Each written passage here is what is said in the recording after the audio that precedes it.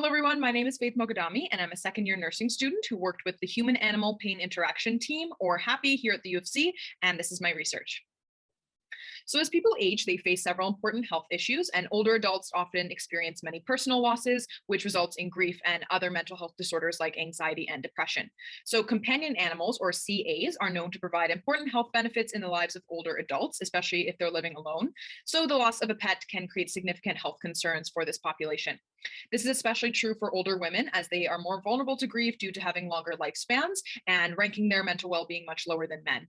Older women also have different coping strategies because they have larger social support networks, which we know is important to mitigating the effects of loss. So altogether, the significance of pets in the lives of older adults prompted us to investigate the effects of this loss and understand potential gender differences in coping. So our research question was, how do older women cope with pet loss, and what practices do they adopt in this process? We took a secondary analysis of HAPI's previous study, and this was a qualitative study that produced several interviews with women who had recently experienced pet loss. And in our secondary analysis, we worked with members of this research team, including colleagues from the University of Alberta and the U of C, and across disciplines in occupational and physical therapy and sociology. So the analysis method we chose was thematic analysis, and this is a qualitative method that allowed us to identify and understand patterns within our data or the interview transcripts. And this was especially important given my beginner level research, and allowed a flexible approach that really allowed us to investigate what these women were experiencing.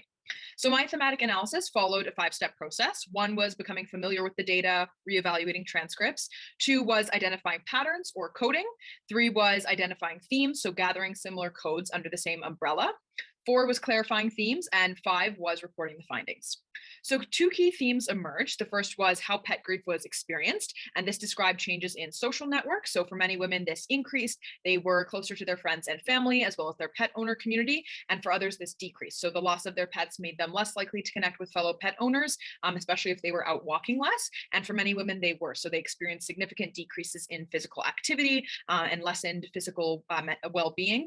And then finally, there were significant changes in mental well-being as well. So grief was very profound, and it was worsened by compound or additional grief that resulted from losses in friends and family networks. And additional impacts up to this grief were also felt by those who were expecting the deaths of their pets or who actually euthanized them.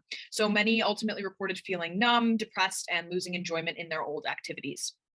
So for our second theme, this described how older women actually coped. So 100% of the women in our study expressed a preference for personal self-care activities to manage their grief versus professional pet grief services, as these were identified as very impersonal. So self-care involved visiting with friends and family, walking, journaling, etc. And then others cope by trying to maintain a familiar routine. And so this was accomplished by adopting or fostering new pets or volunteering with the dog rescue. And this allowed for very minimal changes in their daily tasks, and they were able to make new memories with other animals. And then finally, a significant coping method was identified as spiritual reflection. So these were activities that allowed women to reflect on old memories, and this involved reliving old traditions that they used to share with their pets, journaling and displaying pictures around the home, and then engaging in special burial rituals for their pets. So for further insights, many experience disenfranchised grief, which occurs when individuals cannot openly express their grief because it's socially unacceptable.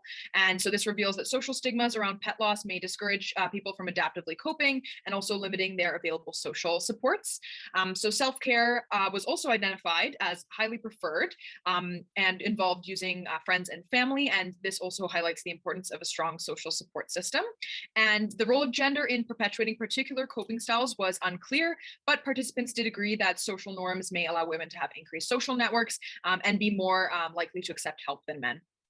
So for conclusions, we learned that animal and human loss are very similar. Pet loss causes people to undergo similar changes and similar coping methods. 2 older adults are at risk of suffering negative consequences of pet grief, and this is especially impacted by compound and disenfranchised grief. Our study also indicates a need for future research and shows that coping strategies used by older women can help inform intervention strategies. And finally, this study played an important role in my early experiences with research and sparked a passion in qualitative studies and the power of storytelling in healthcare. So I do want to thank my research supervisor for patiently mentoring me through this process, and to formally thank the research team of the primary study for allowing me access to their work. And finally, the Program for Undergraduate Research Experience Awards for funding this study. These are my references, and thank you so much.